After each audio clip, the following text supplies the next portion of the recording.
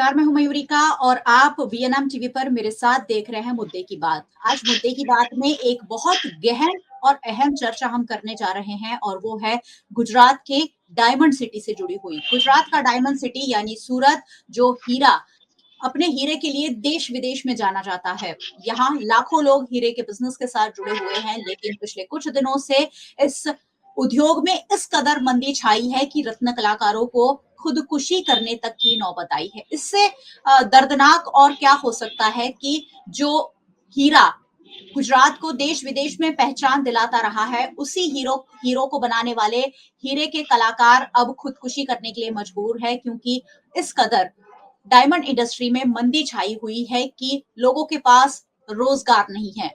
2 लाख से ज्यादा रत्न कलाकार बेरोजगार है और रोज किसी न किसी मौत की खबर आ रही है। ऐसे में आज इसी मुद्दे पर चर्चा करेंगे और डायमंड इंडस्ट्री से ही जुड़े हुए कुछ खास मेहमान हमारे साथ जुड़े हैं। उनसे जानेंगे कि आखिरकार किस तरह की परेशानियों से सूरत का डायमंड उद्योग जो है वो गुजर रहा है।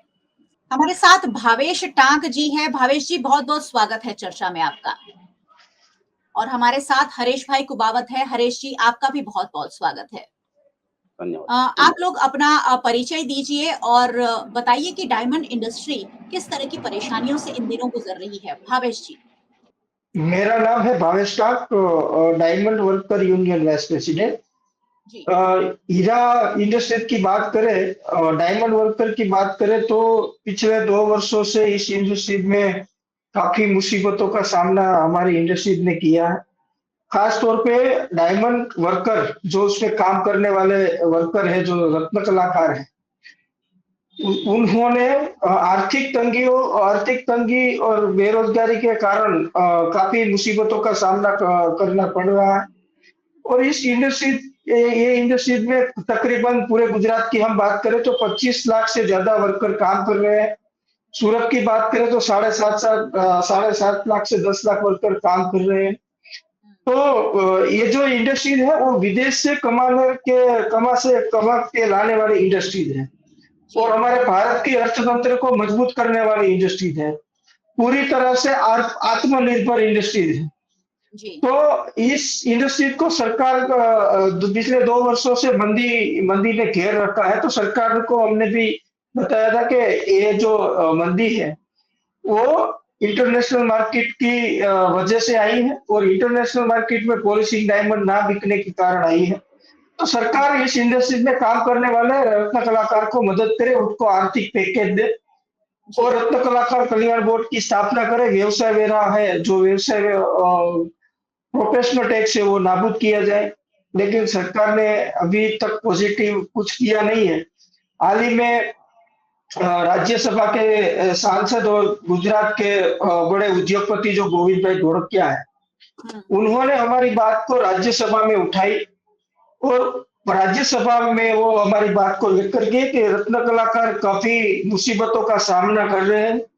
तो इस मुसीबतों को निकालने के लिए सरकार को आगे आना चाहिए और सरकार को रत्न कलाकार को मदद करनी चाहिए। रत्न कलाकार कल्याण बोर्ड की स्थापना होनी चाहिए।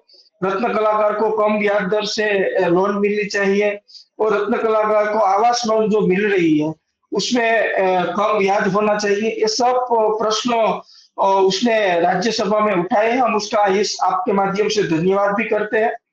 तो ये जो इंडस्ट्री है, शक्ति सिंह गोहिल ने भी काफी प्रश्न उठाए थे। तो ये जो इंडस्ट्री है वो ये इंडस्ट्री पूरी तरीके से आत्मनिर्भर है और हमारी सरकार सभी को आत्मनिर्भर बनाने की बात कर रहे हैं। तो कहीं ना कहीं सरकार को इस पर इंटरफियर करना चाहिए और कहीं ना कहीं सरकार को इसमें आना चाहिए। जिस तरह से हम बात करें कि गुजरात में जो बांधकाम के मजदूर है, वो बांधकाम के मजदूर को एक बोर्ड की तरफ से काफी मदद मिल रही है। तो हमारा रत्न कलाकार का भी एक बोर्ड बनना चाहिए। तो गुजरात वेलफेयर बोर्ड एक में जो प्रावधान है उसी प्रावधान से बनना चाहिए। उसमें सरकार आगे बढ़े और काम करे। पूरा विश्वास है आने वाले गुजरात के बजट में रत्न कलाकार को और डायमंड इंडस्ट्रीज को ध्यान में रख के ये बात की जाए और रत्न कलाकार को सरकार की तरफ से थोड़ी मदद मिले तो ये मंदी से थोड़ा बाहर निकलने का रास्ता भी हमको सरकार की तरफ से मिले ऐसा लगेगा। जी, बिल्कुल, 2025 के केंद्रीय बजट में कुछ ख़ास नहीं मिला है रत्न कलाकारों को और ऐसे में सरकार से सहायता की आस ये रत्न कलाकार लगा रहे हैं। तो हम बात कर रहे हैं सूरत के डायमंड उद्योग से जुड़े हुए लोगों से और हरीश भाई कुबावत भी हमारे साथ हैं। हरीश भाई, आप कैसे डायमंड इंडस्ट्री से जुड़े हुए हैं और जो समस्याएँ आ रही है, उन पर क्या कहेंगे? મારું નામ હરેશ કુબાવત છે। હું એક રત્ન કલાકાર છું અને એક રત્ન કલાકારની જે પરિસ્થિતિ છે તે આપના માધ્યમથી હું સરકાર અને માલિક સુધી પહોંચાડવા માંગુ છું કે જે હાલ રત્ન કલાકારોની જે હાલત અત્યારે જે પરિસ્થિતિ છે ત્યાં પૂરા આ સુરત અને ગુજરાતનું નામ પૂરા વિશ્વમાં જ્યારે એને ચમકાયું છે એ જ રત્ન કલાકાર અત્યારે અંધારામાં છે। એ કેમ રત્ન કલાકાર અંધારામાં છે એ જ મારે જાણવું છે કે જે રત્ન કલાકાર પૂરા સુરત અને ગુજરાતને પૂરો ચમકાવે છે તો એ કેમ અંધારામાં જાય છે? એને કામ નથી મળતું કારણ કે જે અત્યારે જે 2 વર્ષથી કન્ટિન્યુ મંદી ચાલી રહી છે ત્યારે જેમ જેમ મોંઘવારી વધતી જાય છે એમ રત્ન કલાકારોના કામ ઘટતા જાય છે એનો પગાર ઘટતો જાય। અત્યારે 50% રત્ન કલાકારો કામ કરે છે, જે 100% જે કામ મળતું હતું અત્યારે કામ મળતું નથી। અત્યારે કલાકો ઘટી ગઈ છે। જે 12 કલાક જે રત્ન કલાકાર કામ કરતો હતો એ અત્યારે 5 6 કલાક 8 કલાક જ કામ કરે છે। આવી પરિસ્થિતિ છે અત્યારે રત્ન કલાકારો। तो रत्न कलाकारों की स्थिति बेहद दयनीय है और उनके लिए परिवार को चलाना बहुत ज्यादा मुश्किल हो रखा है। રત્ન કલાકારે જેનો પરસેવો અને પોતાનો લોહી આ ઉદ્યોગની અંદર રેડ્યું છે અને ચમકાયો છે સુરત અને ગુજરાતને પૂરા વિશ્વમાં, તો એ કેમ અંધારામાં છે? મારો મોટામાં મોટો પ્રશ્ન આ છે। बिल्कुल, बिल्कुल। सरकार उन पर ध्यान क्यों नहीं दे रही है, सबसे बड़ा सवाल है। सोलंकी अरसी भाई हमारे साथ जुड़े हैं। सर, आप कैसे जुड़े हुए हैं डायमंड इंडस्ट्री से और क्या कहना चाहेंगे आप लोग जिस तरह की परेशानियों का सामना कर रहे हैं? અત્યારે ડાયમંડ ઉદ્યોગમાં મંદીને કારણે જે અત્યારે ઘરે બેસવું પડે અને જે વાત કરી આપણે હરેશભાઈ ગુમાવતે એવી જ રીતના કે જે પગાર ધોરણ ઓછો કરી નાખે, ટાઈમ ઓછો કરી નાખે અને ટાઈમ ઓછી કરી નાખે એટલે પૂરી સેલેરી તો નથી આવતી। પૂરી સેલેરી નો આવે એટલે ઘરમાં ભરણ પોષણનું, ભાડાનું એ બધી તકલીફ ખૂબ પડે છે। છોકરાને ભણતર આ બધીમાં બહુ મુશ્કેલી પડે છે। તો સરકારને ક્યાંક જે રત્ન કલાકાર છે એના માટે કંઈક કરવું જોઈએ। जी, बिल्कुल। सरकार को कुछ करना चाहिए लेकिन सरकार कुछ कर नहीं रही है। सरकार इस मामले को संदिग्धता से ले ही नहीं रही है और इसलिए ये परेशानी आ रही है। वैश्विक तौर पर जो युद्ध चल रहे हैं उसका कितना असर डायमंड इंडस्ट्री पे पड़ा है? भावेश जी से पूछेंगे। भावेश जी, जो युद्ध चल रहे हैं उसके चलते वैश्विक मंदी है सभी जगह और क्या इसी के चलते ये डायमंड उद्योग भी कहीं न कहीं मंदी के दौर से गुजर रहा है?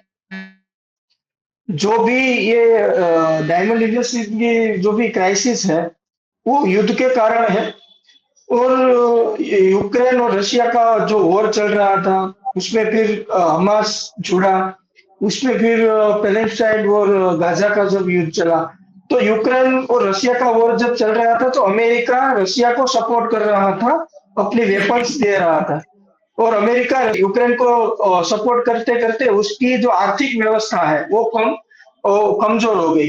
तो चाइना ने कोरोना के बाद हमारा जो पॉलिसिंग मार्केट है वो चाइना और अमेरिका के साथ 55% है। तो चाइना ने कोरोना के बाद हमारा पॉलिसिंग डायमंड खरीदना ही बंद कर दिया। उन्होंने गोल्ड पे इन्वेस्ट करना चालू किया। तो मेरा ऐसा मानना है कि अमेरिका ने जो G7 पे बैंड लगाए हैं तो उस बैंड को हटाने की बात तो जब हमने की तो अपनी भारत सरकार की जो विदेश नीति है तो वो विदेश नीति को एक्टिव करने की बात हमने की कि भाई आप अगर ऐसी बात हमने मीडिया के माध्यम से सुनी है कि आप एक फोन में यूक्रेन और रशिया का वॉर जो रुकवा सकते हो तो ये पॉलिसी में क्यों फेरफार नहीं करा सकते हो? आप अगर विश्व गुरु बनने की बात कर रहे हो तो विश्व में जो भी देश है वो आपकी बात क्यों नहीं मान रहे? 25 लाख परिवार इनके साथ जुड़े हुए 1 करोड़ से ज्यादा लोगों का मामला है। तो क्यों ऐसा नहीं हो रहा है? तो पॉलिसी में फेरफार होनी चाहिए। यूक्रेन और रशिया का वॉर के कारण जो पॉलिसी जो रशिया के रफ में जो बैंड लगा है वो हटना चाहिए और जो अमेरिका की अर्थव्यवस्था है वो अर्थव्यवस्था को कहीं ना कहीं वो नीचे गिरी हुई दिखाई दे रही है क्योंकि उसने यूक्रेन को सपोर्ट करने की बात की। तो जाहिर सी बात है कि हम किसी को भी अपने घर से दूसरों के घर पे अगर सपोर्ट करेंगे तो हमारा घर आर्थिक तौर पे कमजोर होगा ही होगा। तो जी, बिल्कुल। अमेरिका आर्थिक तौर पे कमजोर पड़ता गया। उसके कारण वहां पे रियल डायमंड की बिक्री कम हुई। उसके कारण यहाँ के भारत के डायमंड इंडस्ट्री को भुगतना पड़ा। और भारत के डायमंड इंडस्ट्री में काम करने वाले 25 लाख वर्करों को ये परेशानियों का सामना करना पड़ा। मैं आपको एक बात बता दूं कि जब गुजरात तो उत्तराखंड हो या देश का किसी भी कोना हो, देश में जब भी आपातकालीन आई, देश में जब भी मुसीबत आई, देश में जब भी मदद करने की बात आई, तो इन रत्न कलाकारों ने अपने 2-2 दिन के पगार उसमें डोनेट किया। कुछ का भूकंप हो, उत्तराखंड की बाढ़ हो या कोई भी मानव सर्जित या कुदरती आफत हो, उसने रत्न कलाकारों ने उसमें मदद किया है। तो अभी रत्न कलाकार को मदद की जरूरत है, तो सरकार और ये जो सामाजिक संस्थाएं है वो भी आगे आनी चाहिए, क्योंकि हमारे एक साल में 50 रत्न कलाकारों ने इस इंडस्ट्री में सूरत में सुसाइड किया। उसके परिवार को अभी तक कोई भी सहाय सरकार से नहीं मिली है। आने वाले दिनों में सरकार करे ऐसा हमारा मानना है। तो कहीं हमने एक न्यूज के माध्यम से पढ़ा है कि हमारे जो श्रम और रोजगार मंत्री है श्री बलवंत सिंह जी राजपूत, उसने कहा है कि सरकार इस पे विचार कर रही है और सरकार इस पे जोर दे रही है और सरकार कहीं ना कहीं रत्न कलाकार को मदद करने के लिए विचार के तौर पे आगे आने की संभावना है। तो मेरा ऐसा मानना है कि विचार करके रत्न कलाकारों का भला नहीं हो सकता। हमको उसको इम्प्लीमेशन होना चाहिए, हमको उसको अमल में लाना चाहिए। तो कब अमल में आएगा ये सरकार को हम सवाल करें आपके माध्यम से कि जल्दी से जल्दी रत्न कलाकार को मदद की जाए और रत्न कलाकार को इस मुसीबतों के सामने से बाहर निकाला जाए। ऐसी हमारी मांग है सरकार से। बिल्कुल, अगर किसी की जान पर आन पड़ती है तो सरकार को जल्द से जल्द कोई कदम उठाने पड़ेंगे। હરેશભાઈ કુબાવત के पास चलती हूँ। હરેશભાઈ, એવું તો શું થઈ ગયું છે રત્ન કલાકારો સાથે કેટલી આર્થિક પરેશાનીમાં એ લોકો આવી ગયા છે કે હવે એમને પોતાના જીવનને ખત્મ કરવું પડે છે, કારણ કે એક રત્ન કલાકાર સુસાઇડ કરે તો આખા પરિવારને અસર પડે, તો એટલી કેટલી આર્થિક મંદી આવી ગઈ છે કે હવે બધાને પોતાનું જીવન સમાપ્ત કરવું પડી રહ્યું છે। મેમ, પરિસ્થિતિ એટલી ખરાબ છે ને કે જે કામ મળતું હતું એ કામ મળતું જ નથી અત્યારે। કારણ કે જે કારીગર 30,000 નું કામ કરતો હતો તે અત્યારે 15 આવી ગયો છે। જે કારીગર 40,000 નું કામ કરતો હતો તે અત્યારે 20 આવી ગયો છે। અને જે ઘરમાં જે જરૂર પડે છે એ તો એમાં તો કઈ હટવાનું નથી, એ તો ચાલુ જ છે ઓલરેડી।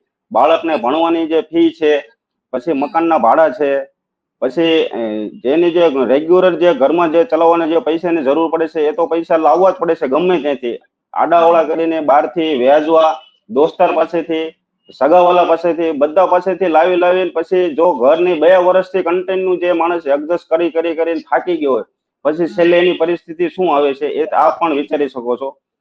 અને મારે આપના માધ્યમથી એક બહુ મોટામાં મોટી વાત કરવી છે કે હીરા ઉદ્યોગની અંદર રત્ન કલાકારોની જે હાલત છે ખરાબ છે ને, એનું કારણ મોટામાં મોટું છે કે હીરા ઉદ્યોગની અંદર મજૂર કાયદાનું પાલન બિલકુલ થતું જ નથી।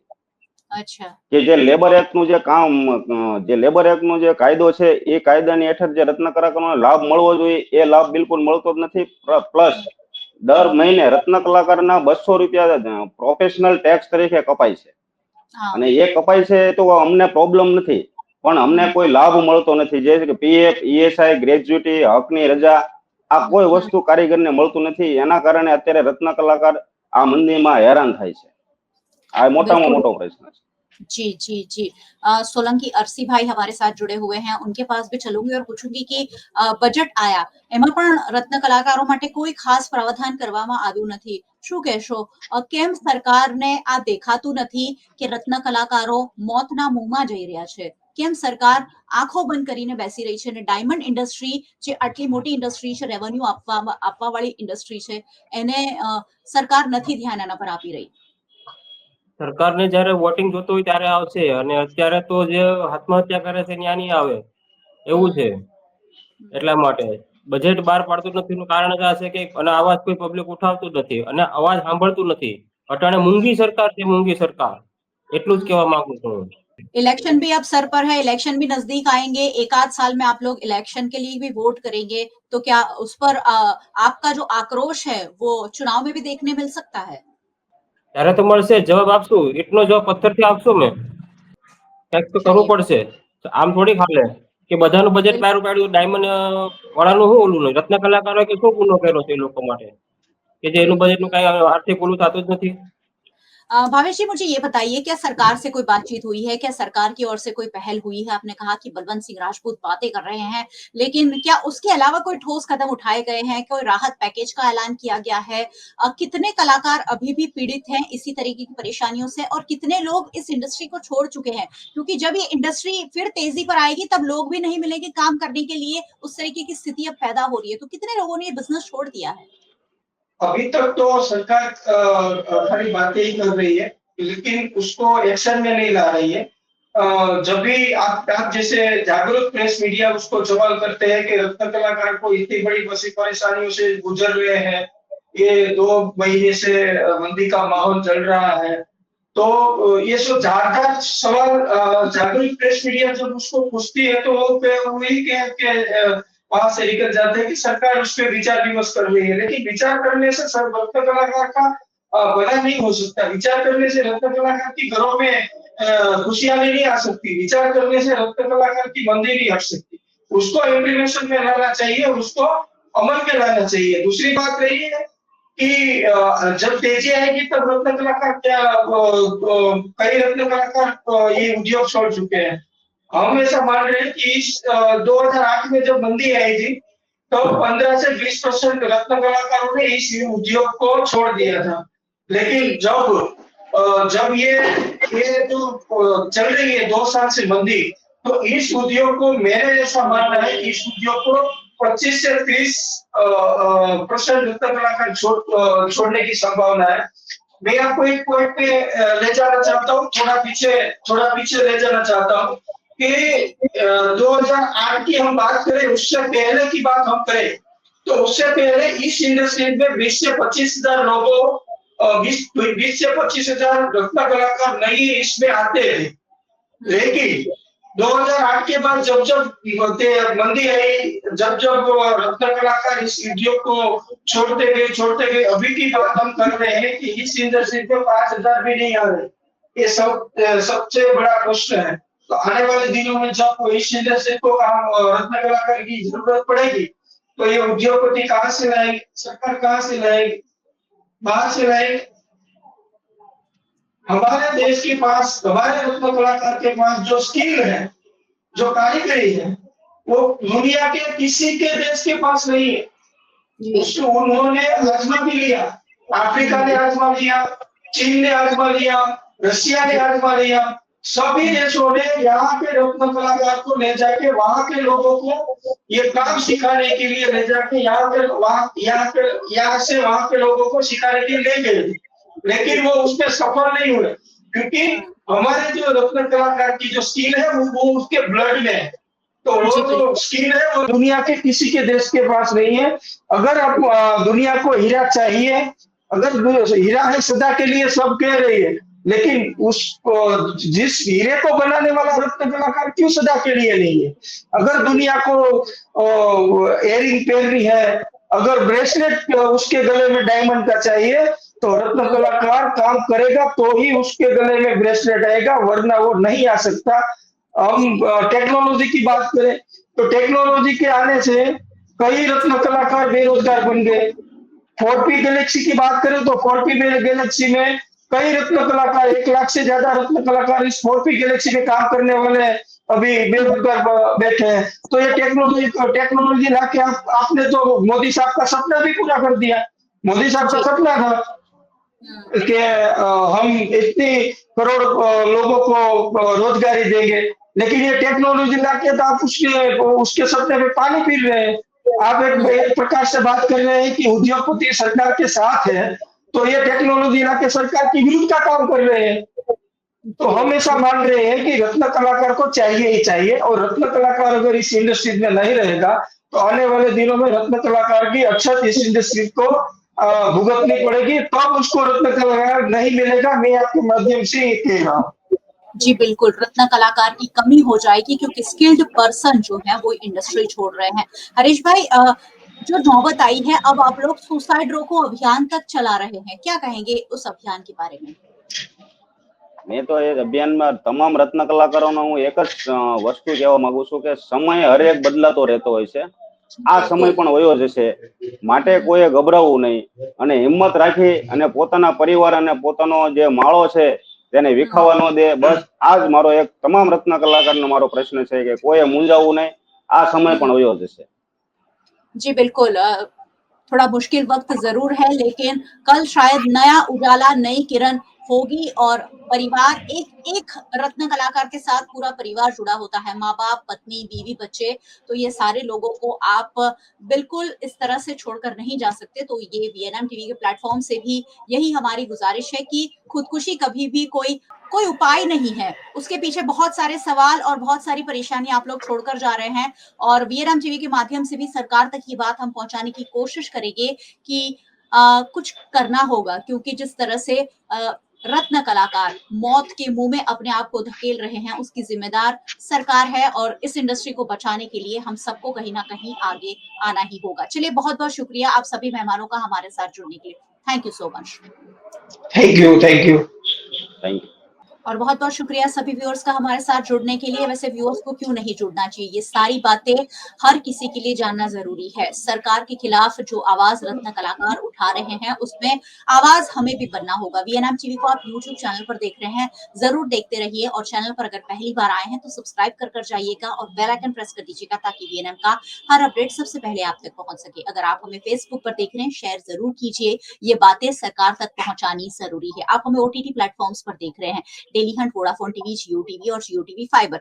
498 नंबर के चैनल पर वीएनएम टीवी को 24 घंटे लगातार देखा जा सकता है। देखते रहिए वीएनएम, जुड़े रहिए वीएनएम के साथ। नमस्कार।